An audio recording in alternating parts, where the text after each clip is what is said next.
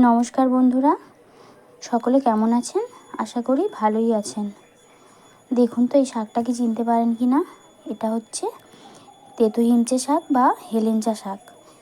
গ্রামের দিকে প্রত্যেকটা পুকুরের ধারে ধারেই কিন্তু এইরকম টাটকা শাক কিন্তু পাওয়াই যায়। আজকে ইচ্ছে করলো যে তেতো হিমচের বড়া খাবো বা চপ করে খাবো, তাই জন্য সকাল সকাল কাজবাজ সেরে নিয়ে খুব ভালোভাবে শাকগুলোকে তুলে নিয়ে ধুয়ে পরিষ্কার করে রেখেছি। অন্যদিকে একটা বাটিতে পরিমাণ মতো বেসন, চালের গুঁড়ো নিয়ে শুকনো অবস্থায় খুব ভালোভাবে মিশিয়ে নিচ্ছি। সমস্তটা খুব ভালোভাবে মেশানো হয়ে গেলে এবার অল্প অল্প জল দিয়ে একটা স্মুথ ব্যাটার বানিয়ে নেব।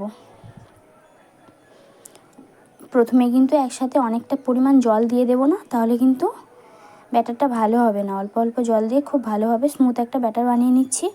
এবার দিচ্ছি ওর মধ্যে পরিমাণ মতো হলুদ গুঁড়ো, তারপরে দিয়ে দেব লঙ্কার গুঁড়ো, এবার দিচ্ছি কালো জিরে বেশ অনেকটা পরিমাণ দিলাম, আর দিলাম পরিমাণ মতো লবণ দিয়ে আবারও সমস্ত কিছু মিশিয়ে নিয়ে ব্যাটারটাকে আলাদা করে রেখে দেবো একটা সাইডে।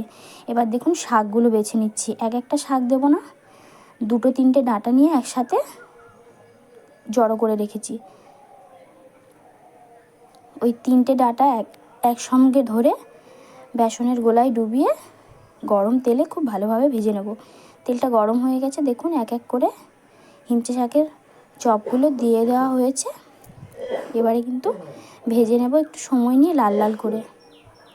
দেখুন একটা পিঠ ভাজা হয়ে গেছে, উল্টে দিয়ে আরেক পিঠ খুব ভালোভাবে ভেজে নিয়ে কিন্তু আবারও একটা ব্যাচ আমি ভেজে নিচ্ছি।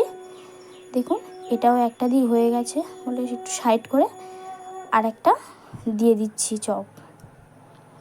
এইভাবে কিন্তু ভেজে নিলেই হেলেঞ্চা শাকের চপ একদম তৈরি।